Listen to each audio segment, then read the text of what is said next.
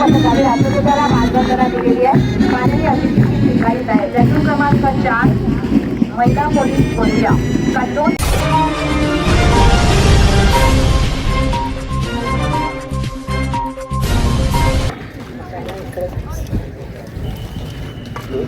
आजच्या कार्यक्रमाचे मुख्य अतिथी श्री चिन्मय गोटमारे सर, जिल्हाधिकारी गोंदिया यानंतर जनतेला संबोधित करतील अशी मी त्यांना नम्र प्रार्थना करतो. आज भारतीय प्रजासत्ताक दिनाचा 73वा वर्धापन दिन आहे. प्रजासत्ताक दिनाच्या मुख्य समारंभाला उपस्थित स्वातंत्र्य संग्राम सैनिक, ज्येष्ठ नागरिक, लोकप्रतिनिधी, अधिकारी वृंद, कर्मचारी वृंद, पत्रकार, विद्यार्थी व सर्व बंधू भगिनींना प्रजासत्ताक दिनाच्या हार्दिक शुभेच्छा.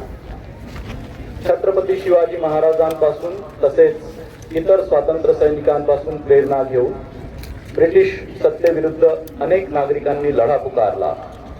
अनेकांनी स्वातंत्र्य संग्रामात प्राणांची आहुती देऊन हौतात्म्य पत्करले. स्वातंत्र्य सैनिकांच्या लढ्यामुळेच आज आपण स्वातंत्र्याचा सूर्य बघत आहोत. देशाला स्वातंत्र्य मिळवून देण्यासाठी ज्या थोर विभूतींनी पुढाकार घेतला त्या सर्व थोर विभूतींना मी वंदन करतो.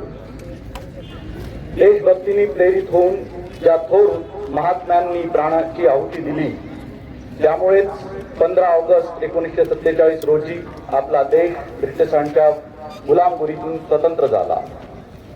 स्वातंत्र्यानंतर घटना समिती स्थापन करण्यात आली व त्यामध्ये मसुदा समितीचे अध्यक्ष भारतरत्न डॉक्टर बाबासाहेब आंबेडकर होते. बाबासाहेबांनी आपल्या देशाला एक आदर्श राज्यघटना दिली.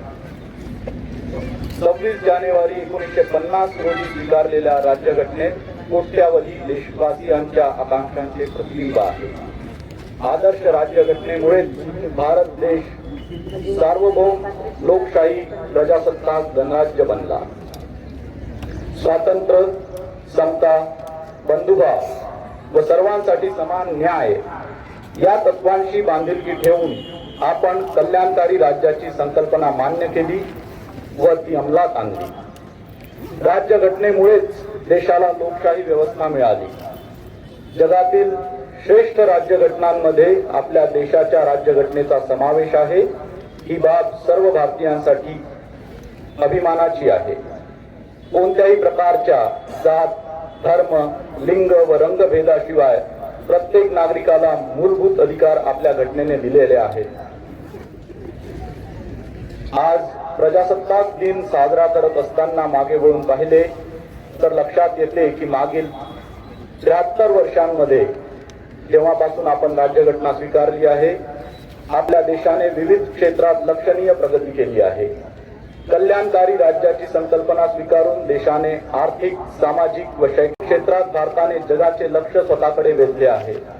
सामाजिक, आर्थिक व राजनैतिक न्याय, विचार, अभिव्यक्ती, विश्वास, श्रद्धा व उपासना यांचे स्वातंत्र्य, दर्जाची व संधीची समानता याद्वारे आपला देश प्रगतीचे अनेक शिखरे सर करत आहे.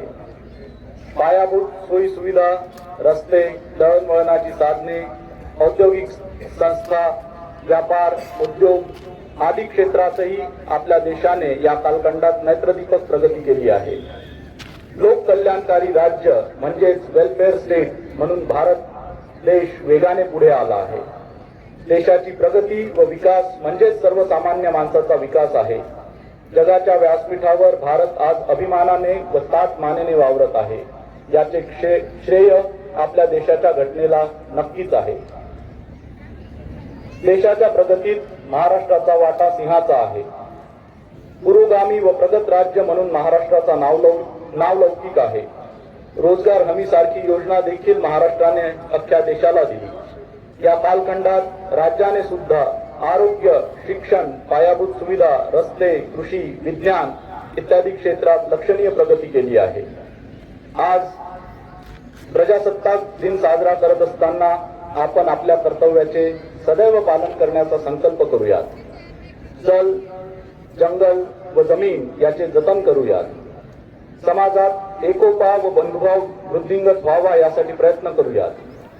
आपल्या जिल्ह्याला वनाचा व जलाचा मोठा वारसा लाभला आहे. तो जतन करणे आपले कर्तव्य आहे. आपला वन व जल वारसा जपण्यासाठी आपण संकल्प करूयात.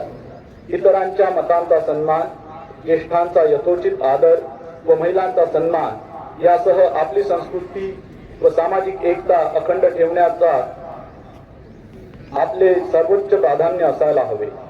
आपला देश विविध परंपरेने नटलेला आहे. आपण आपल्या देशाला जगात कीर्तिमान करण्यासाठी कटिबद्ध होऊयात. जय हिंद, जय महाराष्ट्र.